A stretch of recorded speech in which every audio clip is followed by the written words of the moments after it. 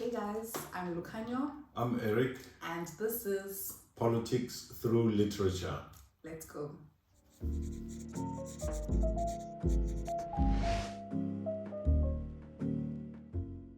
So, welcome back to Politics Through Literature. We continue where we left off with this great tour of how geopolitics are being played around the world by the United States of America. And we learned through that through this book, Washington Bullets by Vijay Prashad.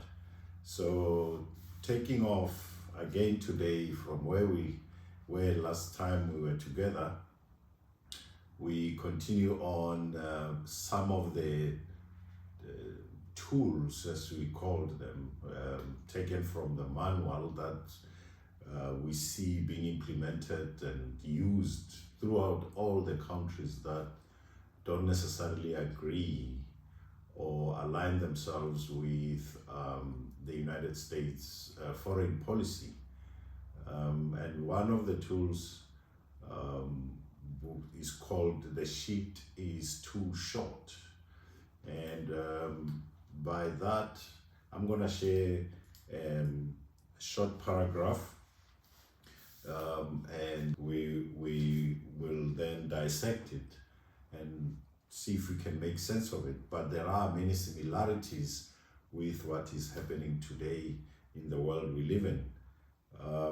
Basically, if I may let you in, this paragraph I'm going to share with you sort of takes us back as we now are aware of the existence of the BRICS group of countries that seek to end the United States hegemony across the world. And this hegemony is not only economic, but it's military as well, it's social, it's cultural.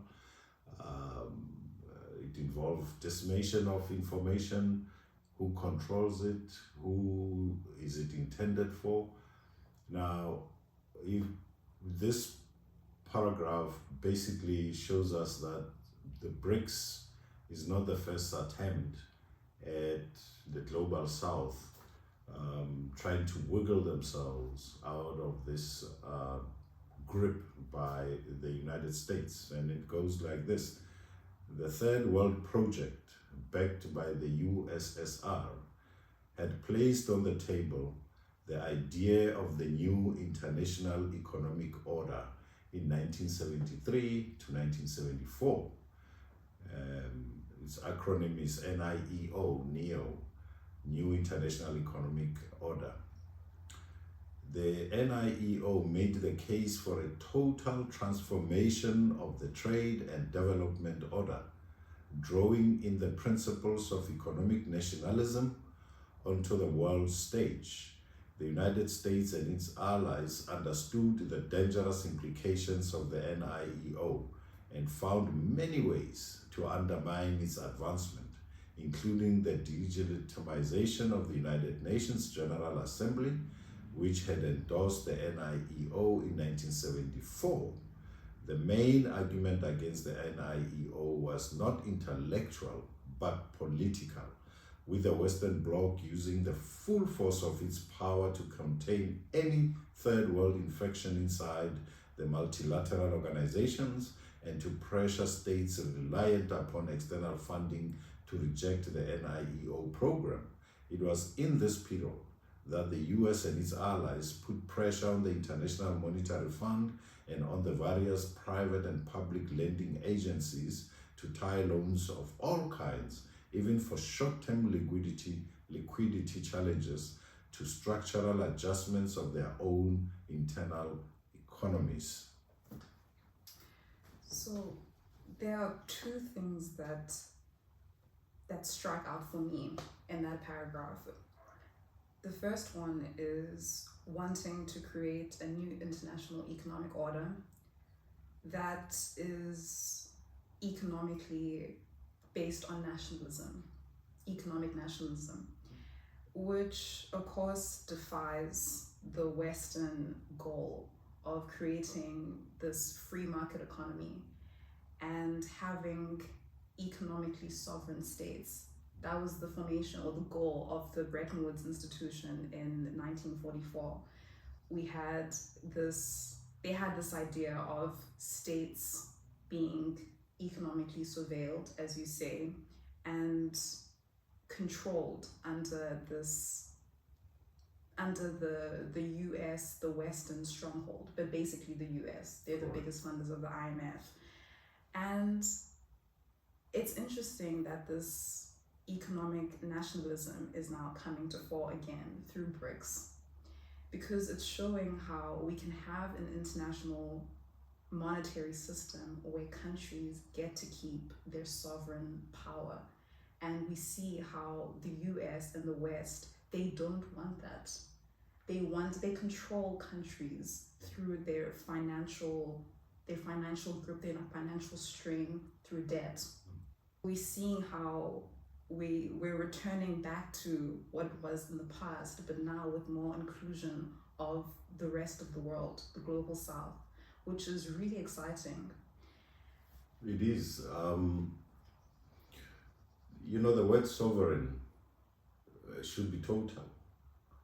And a unipolar world, to some might seem a brilliant idea, but the unipolar means there's one country that becomes too powerful, and even when its actions and its projections for the future suit that particular country, may not go down well with other countries. Each and every country has different challenges, and there are leaders who might be pro-poor, and being pro-poor means having different programs that empower people, their citizens in their own countries.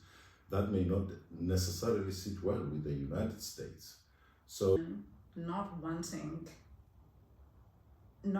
imagine removing the General Assembly when the very basis of the UN's formation was to create world peace. Correct.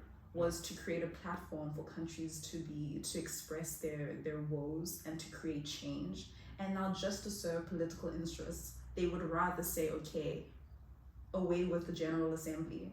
Every country is supposed to be treated as an equal. Its voice shouldn't be below or above the other members of the United Nations, be it in the Security Council or the General Assembly. However, we've seen that not happening. And we can even start right here on the African continent. For the United Nations to even achieve and declare apartheid as a violation of basic human rights that was adopted by the United Nations, it took a long time, even for the United States to support that motion before it was voted into and then adopted by the United Nations. We've seen how, instead of condemning apartheid in South Africa, the United States went on and created a word called constructive engagement. When South Africans were being basically murdered by the apartheid system, Margaret Thatcher and Ronald Reagan came out and said, no, we will go constructive engagement. Instead of condemning apartheid, they instead condemned the liberation movements that were fighting for freedom in South Africa. So the hegemony and controlling the narrative and the flow of information and sabotaging all the attempts by the global south to free themselves from this very oppressive financial, military, social, cultural system that suits the United States, but it can never be a one-size-fits-all. And this is a very good example of, the emergence of BRICS shows that this is not the first attempt at trying to recognize nationalism, economic nationalism. We can design our our own model, economic model, based on our needs, based one on that suits the majority of the world. exactly. And as we have seen in the past chapters in the book, and which we've discussed quite at length, that each or most, if not all, of the socialist presidents, leaders, parliaments in different countries, from Guatemala to El Salvador to Panama to Ghana, DRC, Congo, even as recent as the Burkina Faso, Mali, and Niger. It's exactly the same. And the challenges these three countries are having, trying to wiggle themselves from France, is exactly textbook borrowed from the US. Attempts at assassinating the leaders, trying to sanction them, being downgraded by the rating agencies, your Moody's and Standards and Poor's and so forth.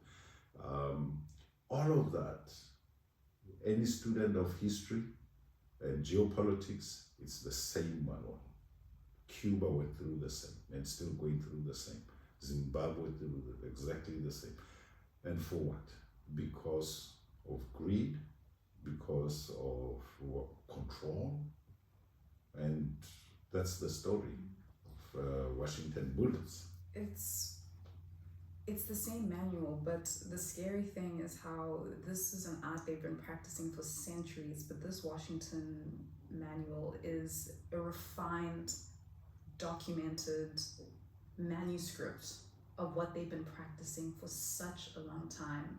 And we'll speak about it later when we talk about Haiti, which is coming up. Haiti, sorry. And how what the French did to the Haitians that not many people know about is even more brutal and on the nose. Whereas this Washington manual, this Washington Bullets manual is, I mean, it's more hidden, and they're a little bit more tactful. I think they are, and I think this. I would even dare to say the Washington Bullets manual is very subtle if you're not an observant, interested, inquisitive citizen, global citizen. But the moment you get exposed to this hidden hand that ferments violence and uprisings and tweaks individual countries to suit, the economies in those countries to suit a particular agenda, an agenda of extraction, an agenda of the bottom line for the corporates, and so on. It becomes quite easy actually to spot when it even starts. The first sending certain organizations to observe your elections, and then if they declare the elections unfair, then it's the beginning of that uprising, because now they are waking the minds of the people to say, your elections, you took all the efforts, the time, your resources to go and vote. But we say we declare them null and void. And obviously political parties that are vying for power are going to start challenging the results, even if they were fair, free and fair. Venezuela is, we can cite it as a very clear recent case. Maduro won, but they still gave a standing ovation to a gentleman who the Venezuelans don't even recognize in Washington, in Congress. So that hand playing around all the time is very visible, and if you're not exposed to that world, and as they say, nothing is as it seems to be in the real world. There's always a hand. It's true. Once your eyes are open, there's no going back. But it's funny to think how so many people the average citizen actually, they wouldn't think of this. True. They don't see this which is so obvious to us. And yeah, I suppose that's why we're here. We're here to enlighten people. To share. And why we have people like Vijay Prashad and a lot of others. Many others. I mean, Noam Chomsky and even Richard Wolff. There's many. I mean, the late John Pilger. You know, even Julian Assange, and so the alternative media is expanding, is growing, and by its sheer growth, then it means it touches more and more people. You and I are seated here sharing all of this with our beautiful audience. However, there's so much going on out in many capitals around the world. Protests in solidarity with the Palestinians, protests condemning Israel's actions in Jews Gaza. in solidarity. Jews, you know, supporting the Palestinians' cause. Do we see that in the mainstream media? No. And the reason why, the question is why? Because the more people become educated and understand, the harder it becomes for the elites to control. Because once you've got, as they say, you can never have a people's revolution lose its fight. Once it's for the people, by the people, it's a done deal. They're gonna win. You can bring your tanks, you can bring your fighter jets in the sky, but people will keep on fighting. Children born today in Palestine are gonna keep on fighting. People born 10 years ago in Palestine are fighting today at an early age. Those who are in their teens are fighting. The adults are, everybody. It will never ever stop. So it's very interesting. So we move on. We then go to rising powers create instability in the international state system. So that speaks to what we just shared. The rising powers speak to the sheet is too short because they create instability. So can we just go back to the sheet is too short quickly? What sheet are we talking about here? The sheet we are talking about is that you are being played. You are not covered by the international monetary system. And there's a beautiful example Vijay shares with us. He says, for the IMF coup, the military did not need to leave the barracks. The IMF team would appear in the capital and subordinate the financial power of the state with few key demands about the price of currency and cuts in the budget. Two significant assaults in the nature of financial coups took place in Zaire, Congo, and Peru. In Zaire, IMF officials told the government through 1976 to 1978 to devalue the currency by 42%, which led to a five-fold increase in consumer prices and a drop in real consumption expenditures by 1/3. IMF officials essentially took command of the Ministry of Finance and the central bank. In 1977, the IMF arrived in Lima with a proposal from the Citibank-led consortium to the dictatorial regime led by General Francisco Morales Bermudez Cerruti and his military junta. The consortium would offer to sell Peru's natural resources and take care of Peru's substantial debt. Billions would eventually flood out of the country.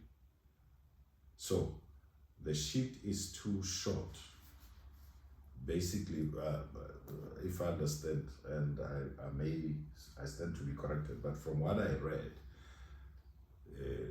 the sheet that is brought by the international financial institutions, obviously the World Bank and IMF, and the banks that are found in the US, they work hand in hand to siphon money up. Now, if you are to feel comfortable, the sheet must cover your whole body. You sleep well. But what they do, they bring half a sheet, and that sheet usually is what's the language? Structural adjustments. You know you're in trouble. Ask the Greeks a couple of years ago.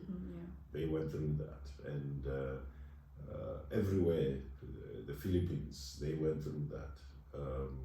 John Pilge actually shares a beautiful story about what happened. Structural adjustment, Zimbabwe was forced to do that, where the country doesn't have enough money to pay its civil servants, to render services to its citizens. Most African countries, even Nigeria. Exactly, struggling. We saw Kenya recently, and followed by Nigeria. Young people protesting in the streets because inflation was just too high, and almost every item in the shops was unaffordable. And so that sheet speaks to that. It's mostly where we said it's basically saying banks and not tanks. And he has we talked about it, banks and not tanks. Instead, they'll bring the banks before they bring the tanks. So the sheet is basically saying the sheet is just too short, is saying that they're bringing solutions to problems that don't help us at all. At all. Okay. Yeah. So today we basically, I will be quoting a lot from the book, sharing with you snippets and discussing what is currently going on with what Vijay is shared with us in the book. So we'll be comparing from one country to the other, what we observe, how the mainstream media writes about it, and what the truth behind the mainstream media is looks like. And so we're moving on to page 83. Vijay shares with us this part that comes from part 3. It says, and it's very interesting as well, but asymmetrical war, the total war, has never been sufficient. It can win battles and destroy cities, but it does not win wars and infiltrate the mind and heart. To have full spectrum dominance over a society requires more than that. It requires a hybrid war that includes sabotage and economic blockades, as well as cultural and media campaigns to undermine the truth. The hybrid war is a combination of unconventional and conventional means using a range of state and non-state actors that run across the spectrum of social and political life.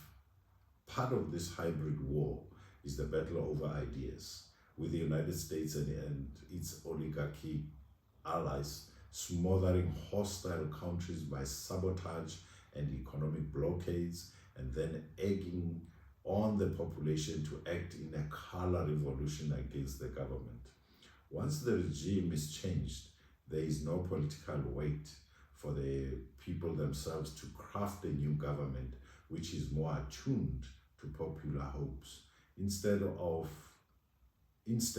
the cast of characters who people, the new regime, are old faces from the oligarchy and from various US training programs, right? And so that is basically, it's a repeat of the menu. Of the manual. We've seen it, we've talked about it, but we're just re-emphasizing in a particular writing style from a different angle, but the manual is being carried forward, the program is pushed, and in most cases, the nefarious people, those who seek to take away the dreams and hopes of the people. In this book, we've seen them win. That's a powerful paragraph because we're seeing it live. At least I'm seeing it live with Israel's war on Palestine, the genocide happening in Gaza, I should say. I mean, this is I'm new into this world of being politically aware and conscious. So seeing how all of this is at play, we see Israel using asymmetrical warfare, total war on the Palestinians. But we also see, like Prashad stipulated, that it's not enough. It's just not enough. Right. Because they know that now we get to say that they are enacting a genocide on Gaza. So what do they have to do? They have to use ideas. They have to use media to shape public opinion. And we see how now the battle is being moved from the ground to the media. We see journalists arguing with one another, saying, you don't understand, see what we see. And they're saying, oh no, but you are wrong. How can you side with terrorists? And the other one is saying, okay, but actually you guys are the terrorists. America, Israel, they are the terrorists. France, Britain, Germany, anyone who supports Israel are the terrorists. So we see this battle of ideas. We see how war has now expanded to the ideological playing field, and it's so shocking to see how this goes for absolutely every American coup in the global south that's ever happened. Either they don't need to use hybrid warfare, military and media, or ideological manipulation. They just get to cover up what's going on. Right. Or they demonize the people that they are subjugating, the people that they are oppressing, that they're crippling financially. We see that with the Haitians, Right.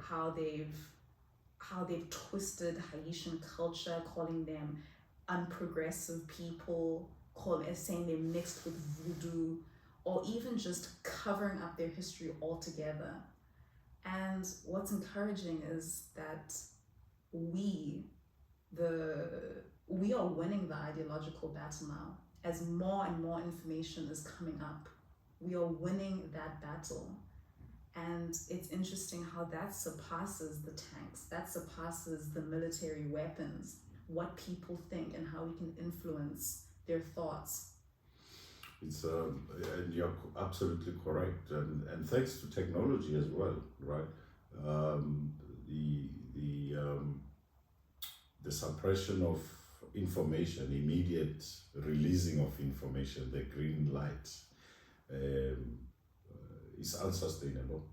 We know that the Palestinians are basically live streaming the bombing of their homes and their schools and their hospitals and every other piece of infrastructure that's been there. But also the level of disrespect and arm twisting that takes place behind the scenes. And I want to share with you, given the number of military bases that the US has across the globe, we know there's about approximately 830. And let's see what the Japan experienced. The issue of Okinawa, and Okinawa is an island, a Japanese island that has been basically turned into an American military base. The issue of Okinawa pushed ahead the newly founded Democratic Party of Japan to a landslide election victory in August 2009. So, the issue of Okinawa, which issue is this? That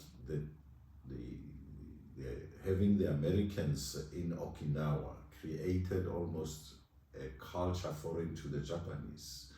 The Japanese people living on Okinawa Island, first the women were raped.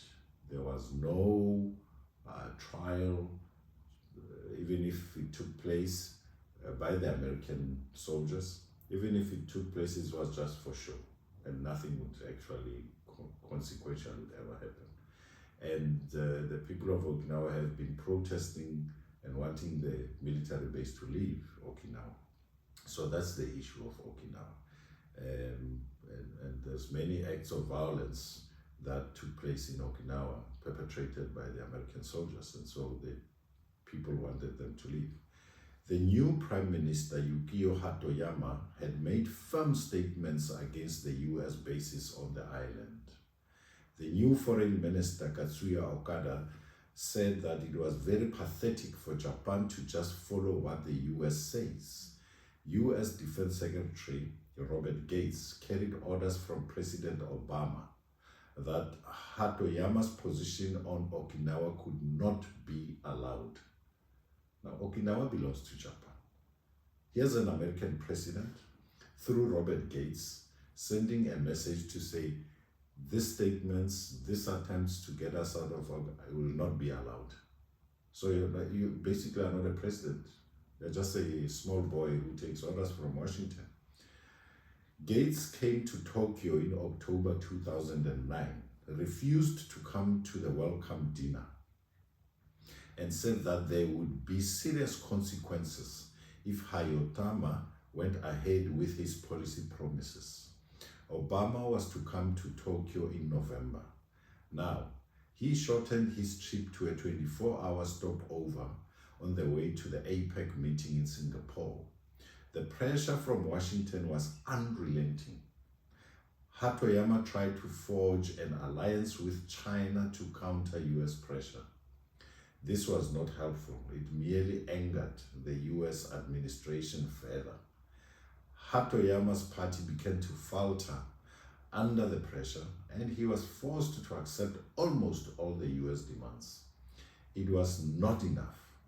The US wanted more. Hatoyama told Obama at a dinner April 2010 that he would do what the US said.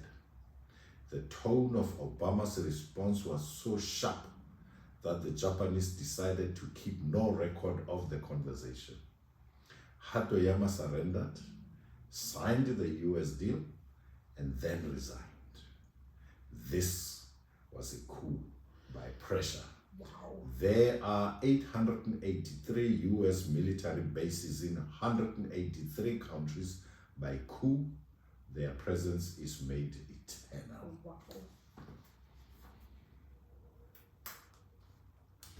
So the question is, when these political leaders agree or succumb to the US pressure, what do they know will happen to them if they don't? That they could quickly say, okay, just by the sharp tone of Obama's voice, quickly say, okay.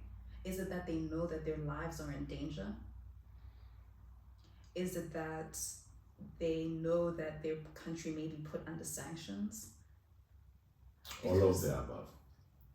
All of the above. And then we have leaders like Thomas Sankara, because that's exactly why he was killed. It's because he didn't allow for a US military base to be placed in Burkina Faso. Was it a French or military US military base? The French military base. And he just said no. Yes. Was he not in the loop? Was he not in the loop that he's gonna die if he doesn't do this? He knew he was in the loop. I mean, as we said, there's something that is actually being ignored, and a lot of people don't talk about it.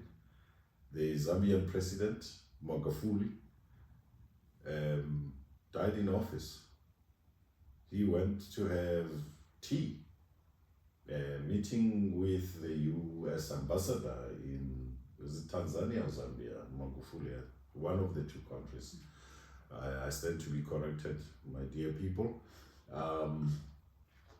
But we know when COVID-19 hit, he did not play to Big Pharma's demands and make budgets and refocus funds that could go to his people on something he had no control of and had no full knowledge, and he never played to the demands of the World Health Organization and the US by extension, and Big Pharma as well. And what happened? This is a man, this is a leader who in a very short space of time had implemented so many programs in Zambia, or Tanzania as I said, that by the time he passed on, I think he was 3 years into his presidency, he had done far more than 2 of his predecessors. And he went to have a meeting with the US ambassador, was offered tea, and then he died. So, going back to your question, do they know what will happen to them? Leaders, by virtue of their positions, have access to these documents and security advisors and people who take care of them, and they are aware. And Confessions of the Economic Hitman, of an Economic Hitman, supports that observation.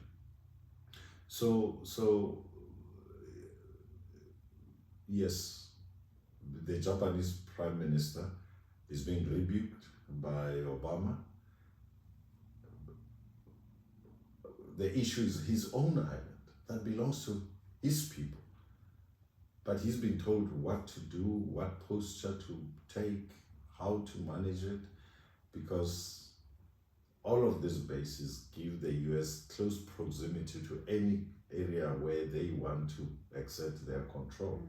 And should there be a war, they can have as many military bases to land, refuel, rest, and give them close proximity to theaters of war anywhere in the world.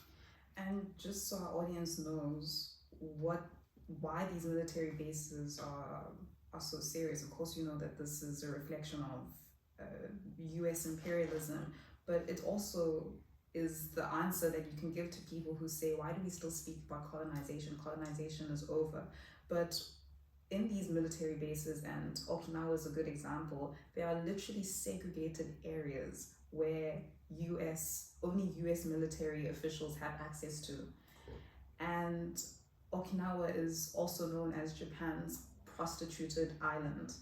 So there are women there that are given to these, not given, but women that are only allowed to sleep with US military naval base occupiers.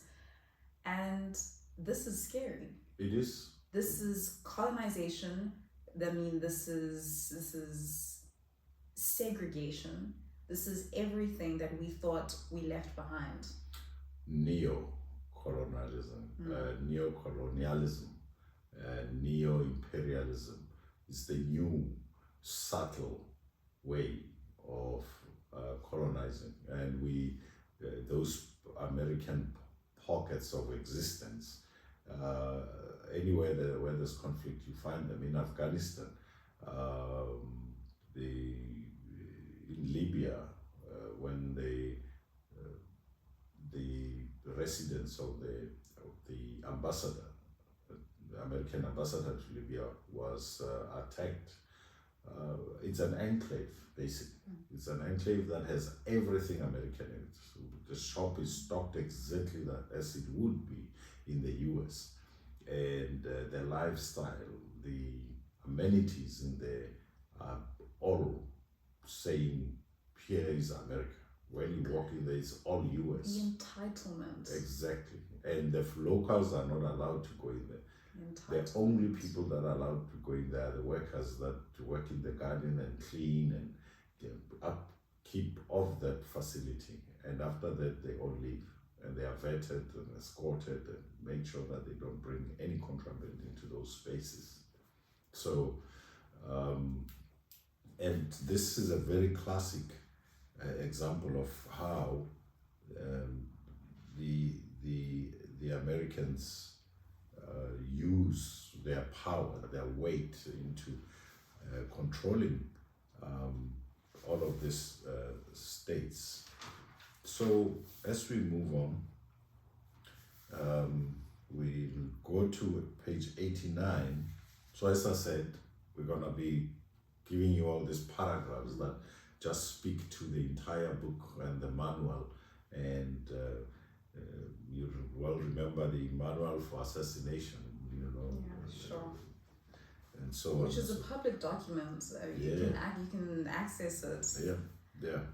So we'll go to page 89. The last paragraph, it says, the headline to this: banks, not tanks. So the last paragraph on this page 89 says, the key development in the past 50 years has been the construction of the global trade, finance, and development world through US-dominated institutions. And that's very key to this, US-dominated institutions. It was US private banks, flush with petrodollars, that supplanted central banks apart from the US Federal Reserve. At the center of the world financial and trade system, these banks and the US Federal Reserve subjugated financial systems and the exchange rates of most of the world's countries to that of the United States. It was the US, as a result, that produced the rules for international supervision of the banking and trade system, and it was the US that determined the entire regulatory framework for globalization. The US dollar became the central currency of this system. US ratings agencies and the US-dominated IMF became the measure of the strength of economies and firms. A European wire service, SWIFT, dominated the movement of money from one country to another. If any country displeased the US government, and if a regime of sanctions was put in place, this institutional architecture could throttle any government, wiping out its lines of credit, making it impossible to sell its goods and settle payments. No system outside the control of the US government was allowed to remain in place. On pain of extinction, the countries of the world had to accede to the US-driven order. When the Troika, European Union, the European Central Bank, and the IMF put pressure on Greece, the Greek foreign minister, Yanis Varoufakis, said with great wit that coups in the current period do not necessarily come through the tanks. They often come through banks. So it's a repeat of that new international economic order, 1973 to 1974. And then you see, again, when you read this, the existence of BRICS, that is another attempt for the global south to wiggle themselves out of the grip of the US-dominated institutions. And today's episode, the BRICS are in a meeting, a conference, where one of the main items of the agenda is to create an alternative to SWIFT.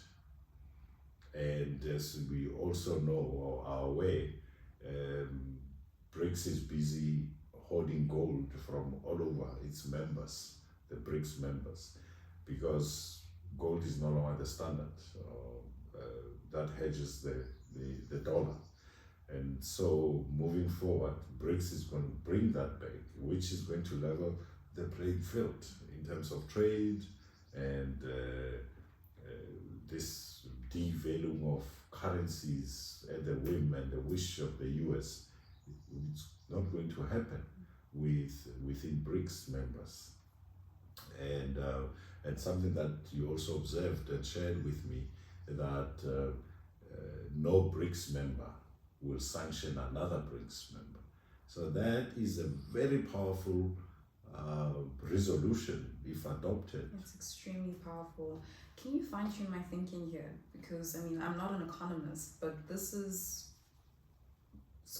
what I want to play with, this idea.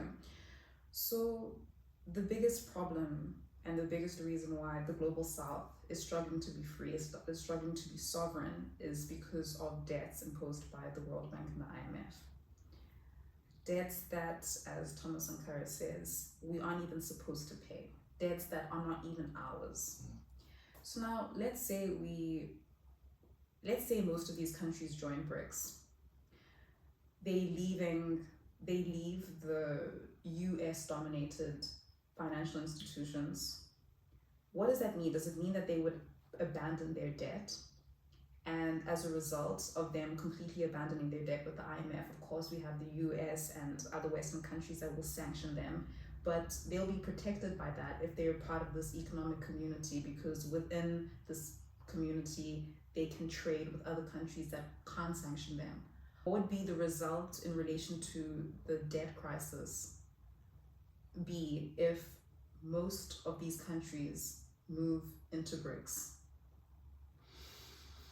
I think that's where the Yanis Varoufakis says the Chinese are humane, and so are the Russians. And I think to a large extent the members of BRICS are humane. And then on parallel to the question you're asking, we've seen many calls around the world by the global south to say, more especially from the African continent, that Africa's debt to the IMF and the World Bank is unjustified. That call has been going through many forums of the world, since the OAU and now the African Union and all the security bodies and financial bodies, that all the debt that Africa is saddled with should be completely erased, because Africa does not deserve to have a debt. We know the Francophone countries, what they've been going through since the advent of their independence with France, that every year there's a huge portion of their GDP that is basically controlled by France, and they have no control of it. When they have programs that they want to implement in their countries, they have to get French approval. So the same happens on the African continent with structural adjustments.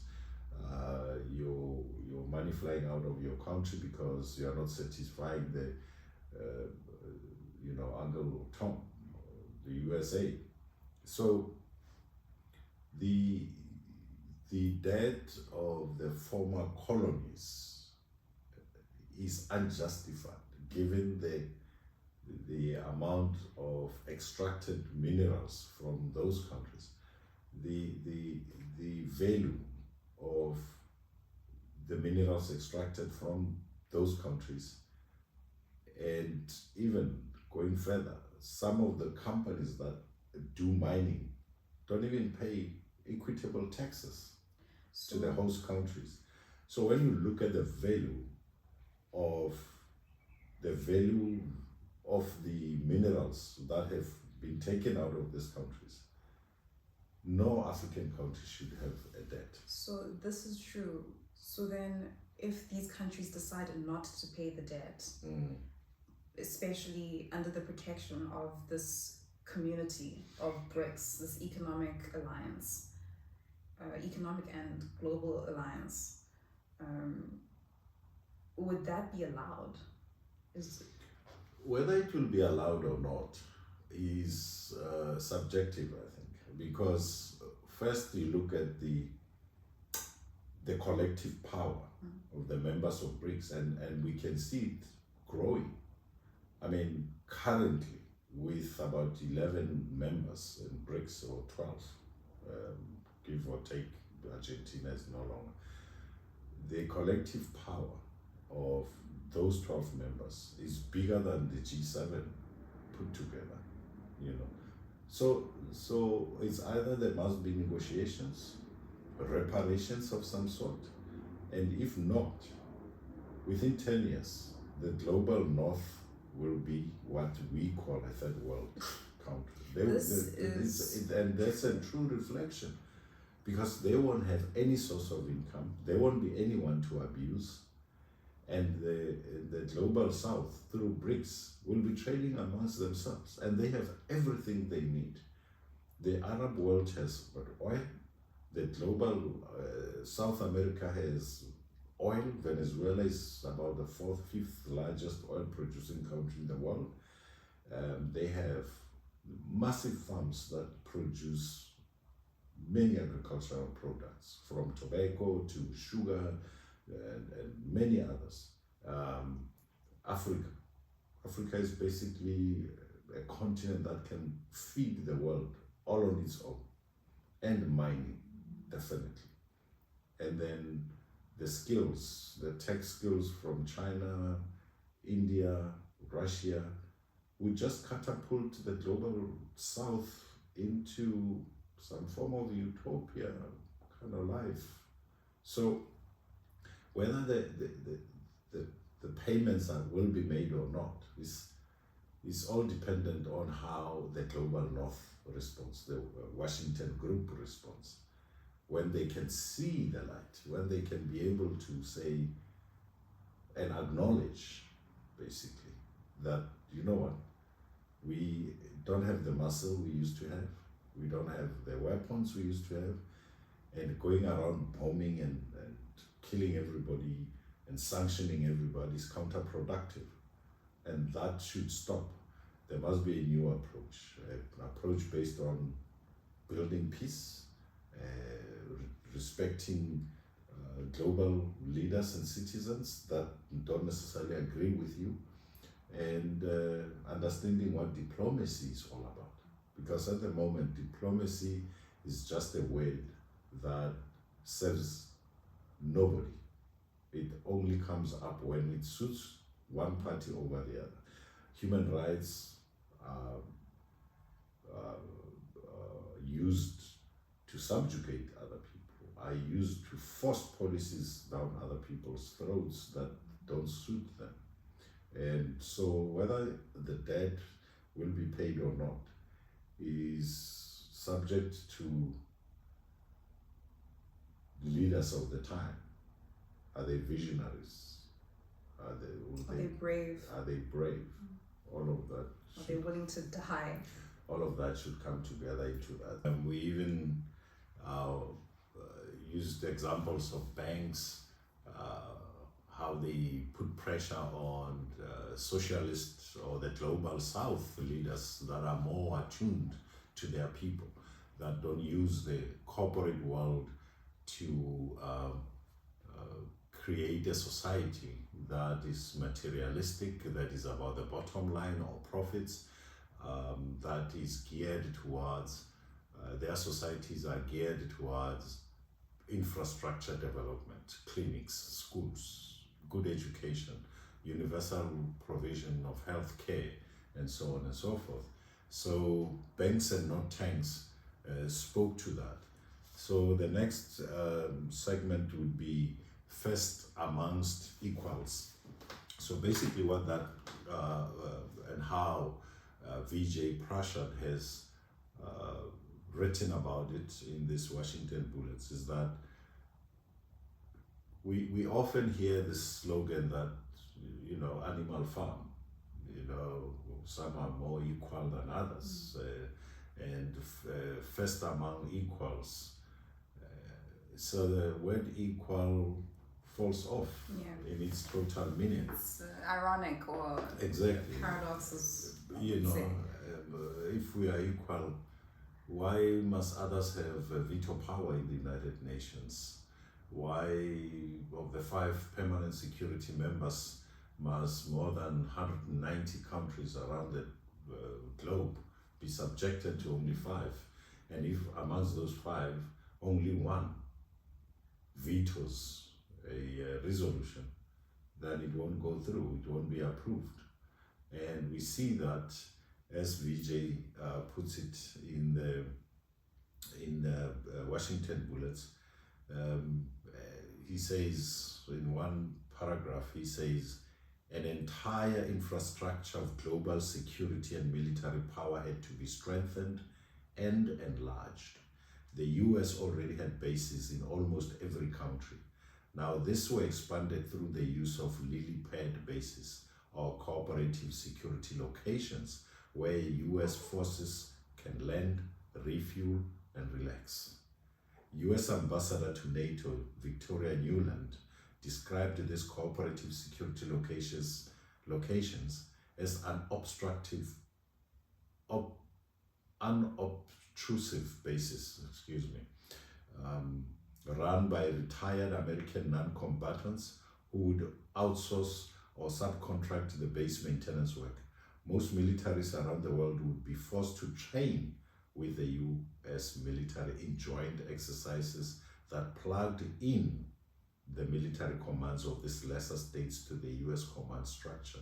And that is quite telling, that most militaries around the world would be forced, no negotiations, no diplomatic agreements on these training exercises, would be forced to train with the US military in joint exercises that plugged in the military commands of these lesser states to the US command structure. So basically what that means is that these military exercises, joint military exercises, give the USA access into the workings of that particular lesser state working strategies, military strategies, and the amount of hardware they have, what kind of hardware they have, how they regularly maintain it, how much funds they have to maintain that military, and of course, exposed by having that kind of information, it gives the United States a panoramic view of the weaknesses and the loopholes when time comes for them to attack, if needs be. Sure. And so one might read and pass, but when you closely look at the text, read the text, you can see that behind all this celebrated and joint military exercises, there is a plan. They're just not spending money on these exercises to bring in the lesser country up to speed with modern military tactics and how modern military equipment and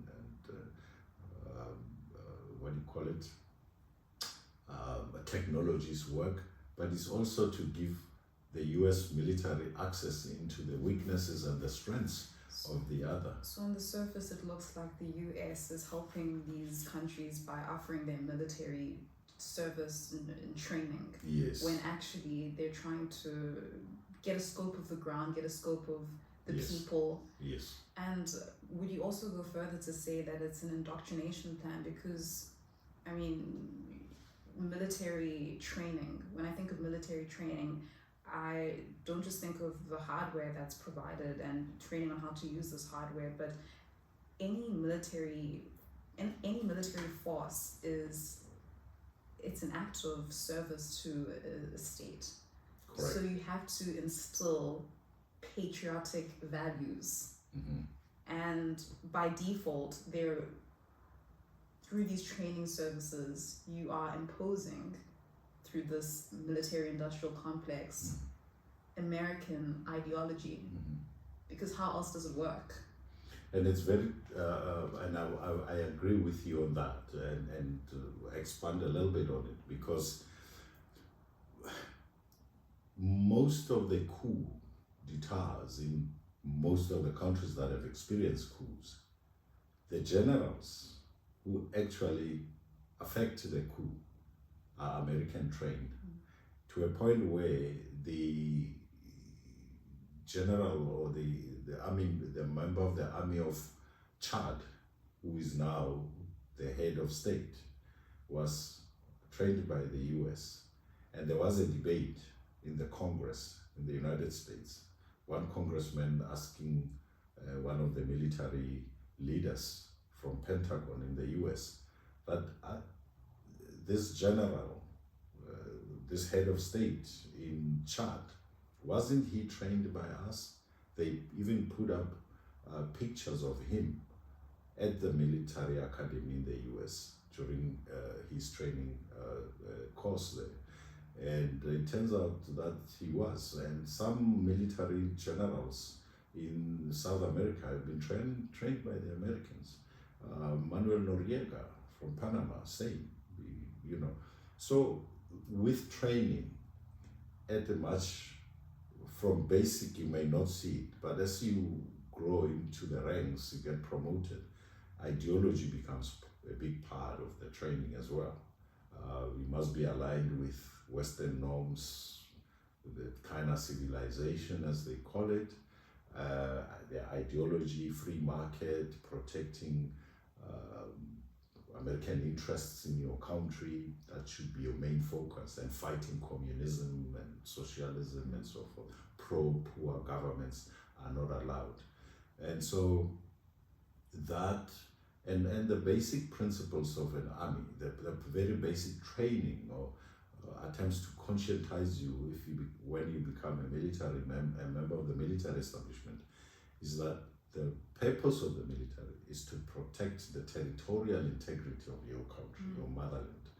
And the army is not trained to arrest people. They are trained to protect. And by protecting is they will kill.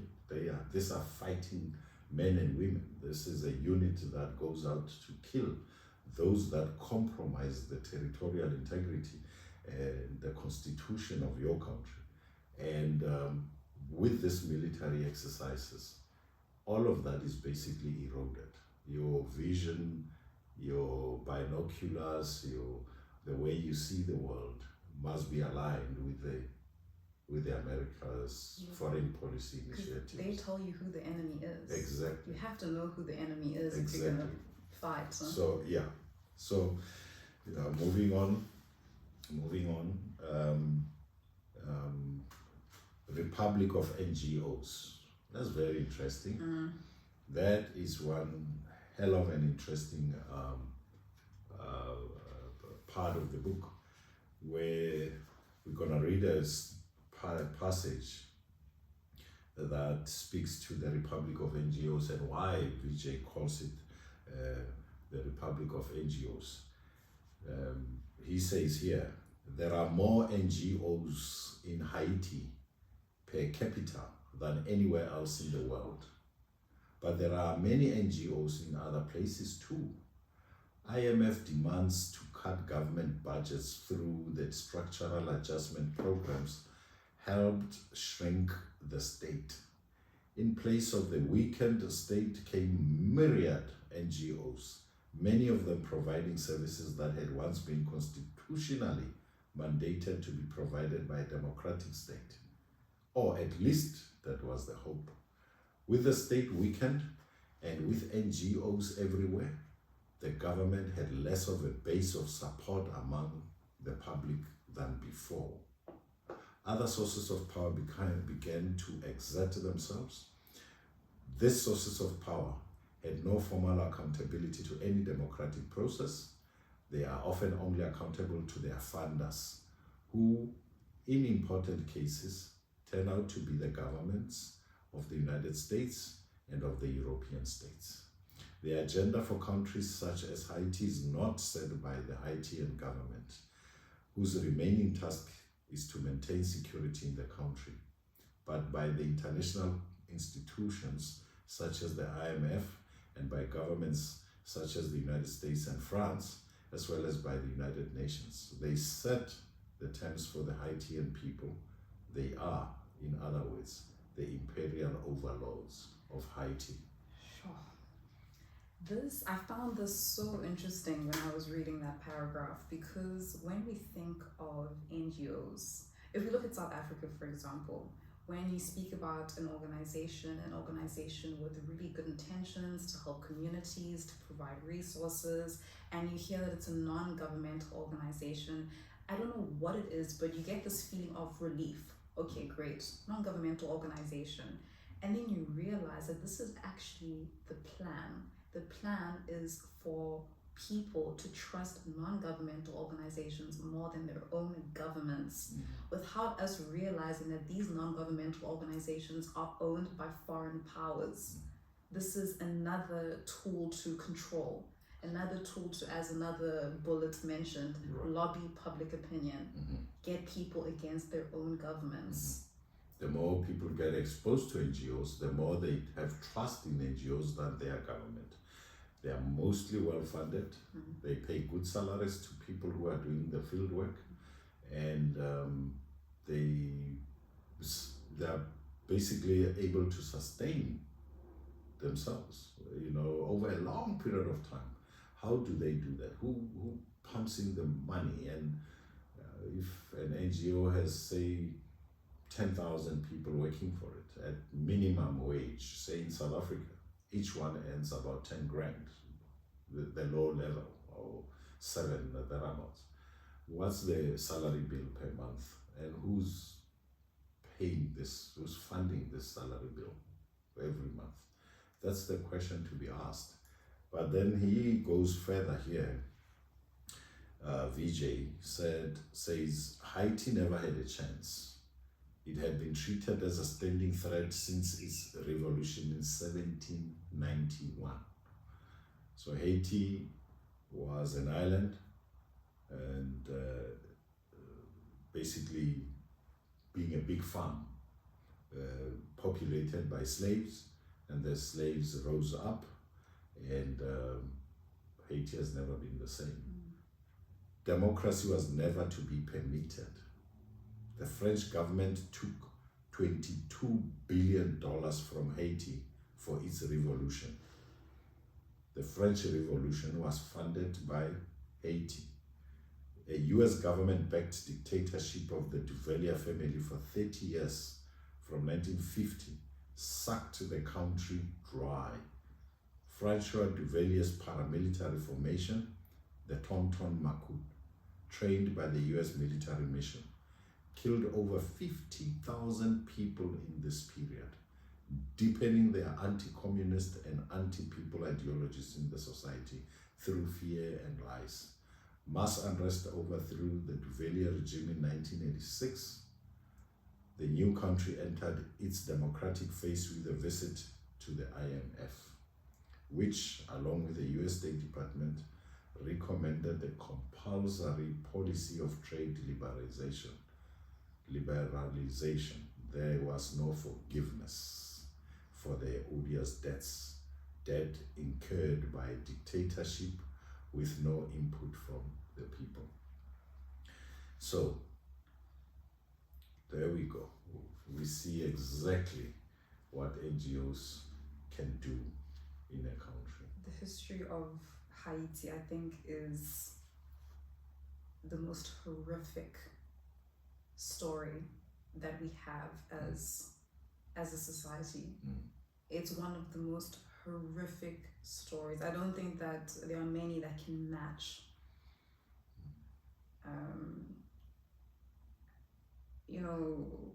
I was watching Democracy Now!, a really good interview between Amy Goodman and 2 Haitian authors and professors. And I learned that the French, and Haiti, the story is atrocious, but I think for the past 7 decades, she says, the Haitians have been paying the French government about $560 million in total for the past 7 decades on reparations that the French government required from Haiti in 1825 to pay for the violent expulsion of the French. They said that if not, we will come back and make you our slaves again. That was literally the condition. Exactly. What kind of nonsense is that?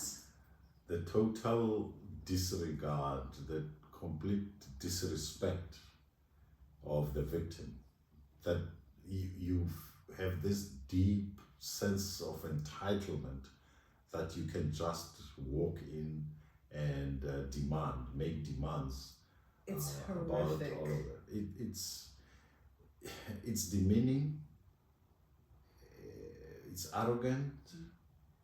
It's I don't even think there's a proper word constructed for this level of disrespect to an independent people, a proud people, a people who are claiming their future, the right to exist, the right to be free, and all of that is disregarded as if it does not even feature. Yeah. You know. And then you go back to banks and not tanks.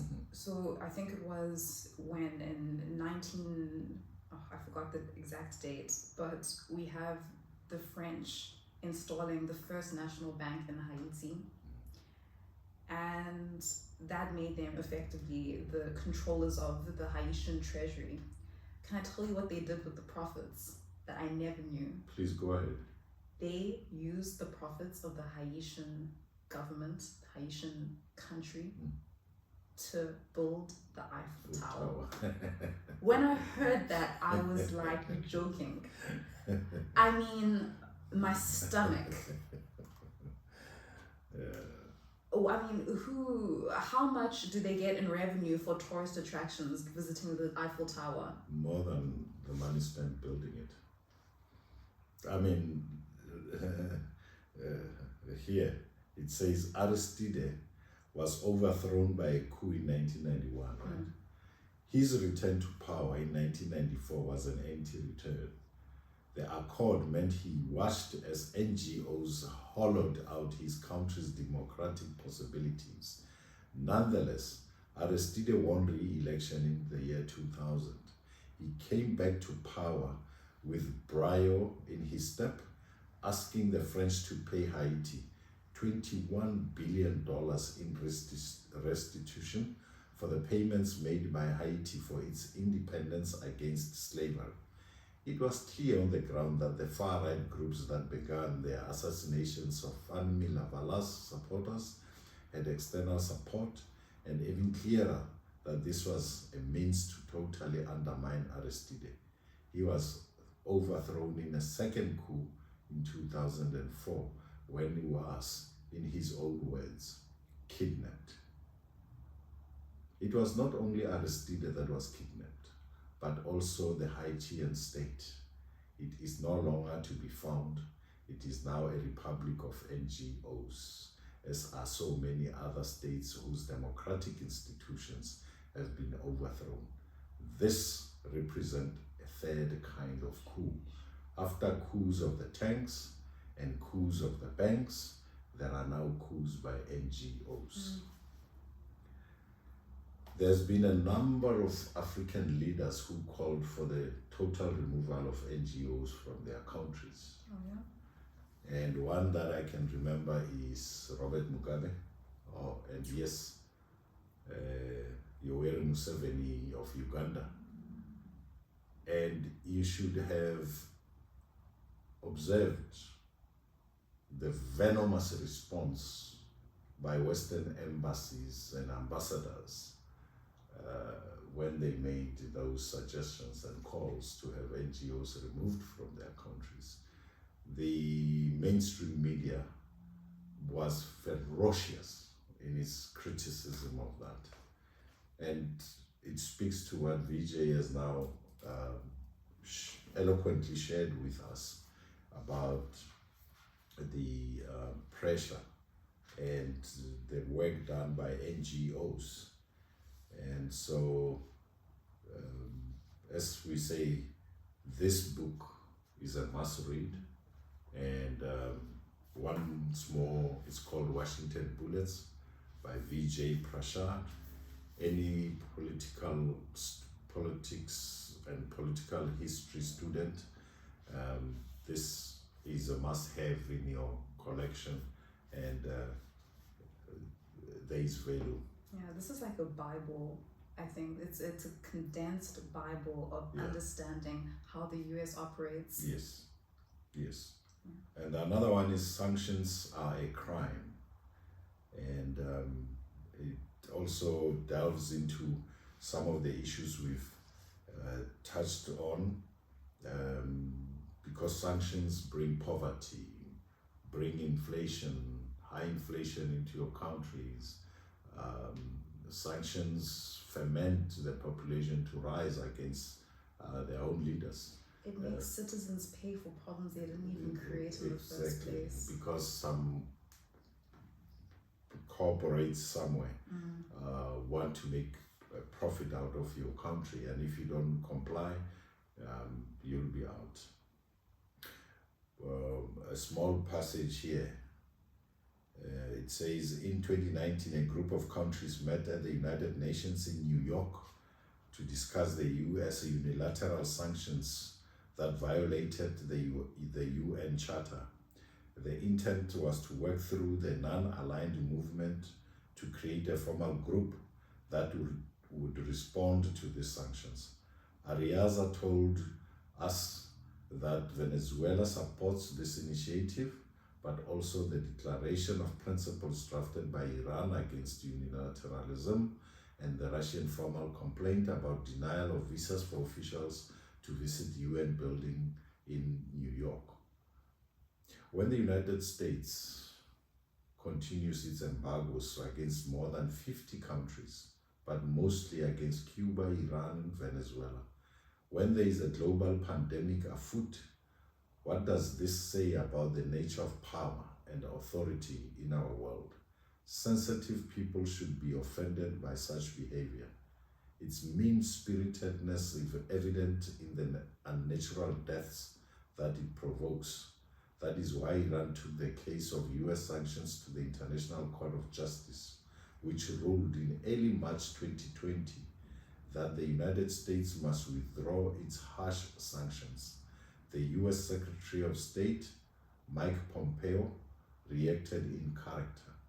I am surprised that the court failed to recognize its lack of jurisdiction, he said. No international body dare tell the United States what to do, even in a time of global pandemic.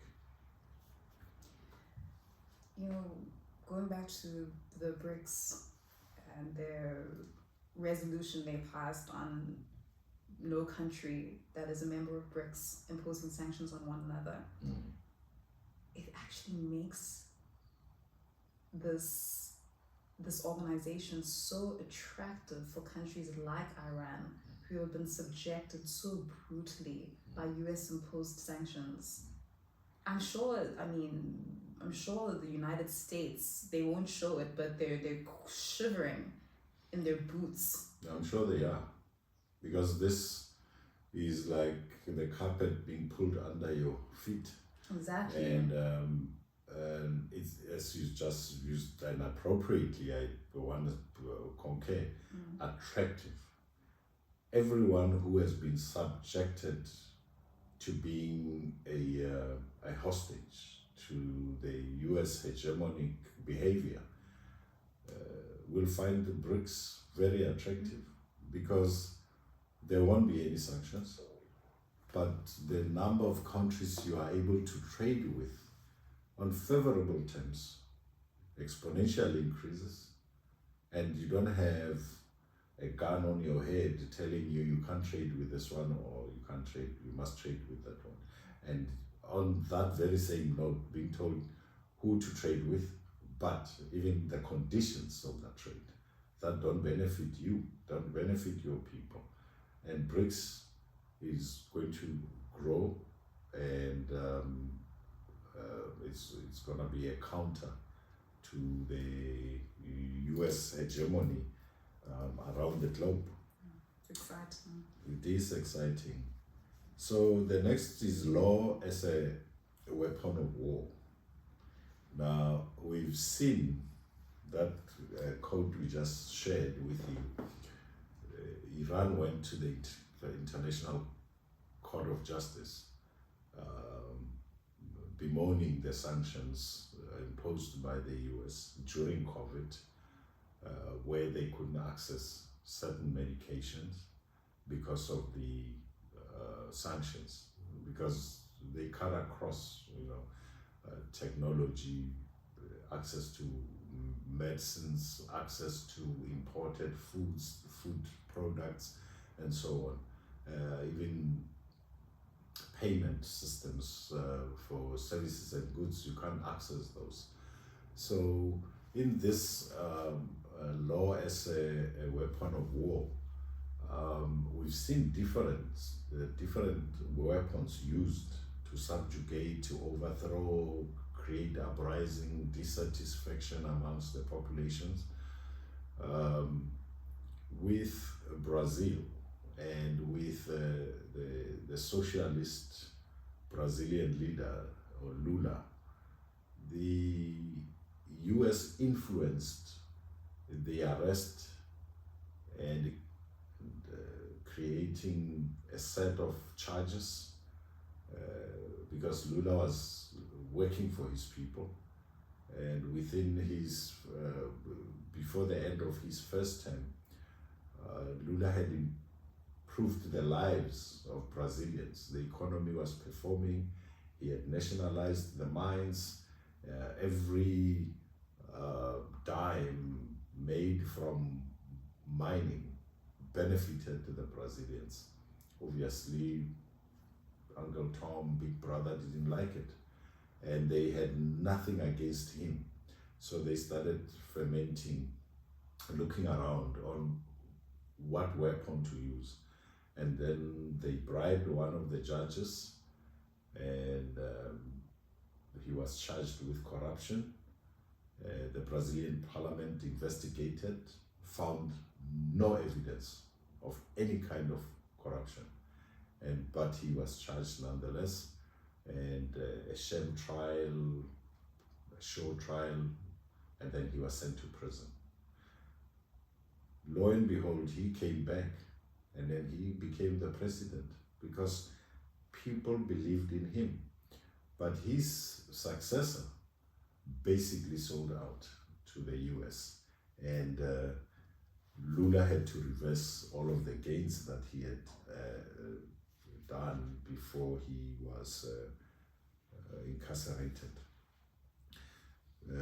We almost, now we're going to talk about Haiti, the Haitian Revolution. Haiti was, as we alluded earlier, an island that was basically turned into a farm that supplied the US and its friends, Britain, of course, and France, all the products that came out of Haiti.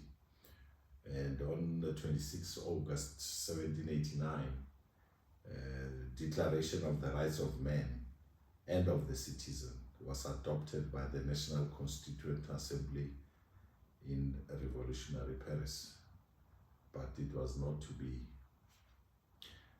Haiti became free, and since then Haiti has never been free, because every attempt by the former slaves in Haiti was seen as a sign of disrespecting the global north. The former colonizer could not let go. They could not see themselves having been kicked out by slaves who felt that their freedom was a right, was not a privilege. Their freedom was a birthright and could not be subjected to the brutality they experienced. So they fought for their freedom, and eventually they won. But Haiti has never had to enjoy, never had the luxury to enjoy their freedom. Haiti has been sabotaged since day one, since the first day they existed. There's been many coups, and the same manual that has been used in all the other countries has been used in Haiti. And the French, who had big interest in Haiti, together with the US, have been the biggest and strongest participants in the disruption of or denying the Haitians a right to a peaceful existence. And as we also shared with you last week, that Thabo Mbeki, the President of the Republic of South Africa, understood and still understands the importance of celebrating Haiti's independence from slavery in 1792. 1792, no. March 1805 or 1804. Yeah. So he's been very vocal in how Haiti has inspired all progressive movements around the world. All the former colonies took inspiration from Haiti. The first country to be free on the African continent, Ghana, Senegal, where there's that door of no return into slavery. All of those countries have been inspired by the fight of the Haitians against their oppressors. And given that Haiti was just an island in the middle of the ocean, and yet they fought successfully, it speaks to the resilience of the Haitian people. So Thabo Mbeki's way of seeing Haiti is to celebrate Haiti, is to support Haiti, to a point where one of the most revolutionary presidents of Haiti, Bertrand Aristide, was hosted by South Africa for a number of years. I think it was for over 4 or 5 years. And taking us back to mainstream media, our own media in South Africa vilified Thabo Mbeki for hosting Aristide, vilified Thabo Mbeki for being the only head of state when Haiti was celebrating its 200th year of independence. No other head of state was there. And it's worthy of all of us as Africans in the diaspora and on the mother continent to really take time and study and get to understand the important role that Haiti has played in inspiring all of us to fight for our freedom. Haiti has created Kwame Nkrumahs and Thomas Sankaras and Patrice Lumumba's and all of these giants, Steve Bikos, Marcus Garvey, Martin Luther King, Malcolm X, all took inspiration from. And also, we need to make sure not to wait for mainstream media to tell us when to celebrate or when to acknowledge pivotal moments in history, because only now is the story of Haiti coming up. Only now is it being acknowledged. If we look at the New York Times article written 2 years ago, it's a chronicle of the Haitian revolution. It's called The Ransom. I really recommend people read that article. But the same New York Times that published that article were not condemning, but putting such a negative light on the Haitians, calling them unprogressive, as I said earlier. And it's funny how what gave them the green light to now suddenly acknowledge them as a people, acknowledge them as heavily oppressed people. So we need to make sure that we are brave and we stand up for what's right at every given moment, like Thabo Mbeki, our former president, no matter who says what, not waiting for people to tell us, okay, now you get to speak about this. Yeah. So guys, this has been a really satisfying read, and it's been our pleasure to share it with you. The book As this edition was published by Inkani Books in Johannesburg in January 2022, and the editor-at-large of Inkani Books is Richard Pithouse, and the book is by Vijay Prashad, and its name is Washington Bullets. And it's been such a pleasure, and I want to thank Lucanio for pushing me, pushing both of us with very incisive questions, and also sharing her thoughts on about the book and our political environment. And it's worthy of our time to look deeper into what is going on in the world. And it's been a pleasure. We'll see you next time. Thank you, and thank you for your thorough reading of the book. I'm sure people are going to be really inspired to read this, and I'm sure they've learned a lot. I mean, we just picked out paragraphs. It's still worth it reading the book in its entirety. And yeah, we'll see you next week. Thank you very much. Bye-bye. Bye-bye.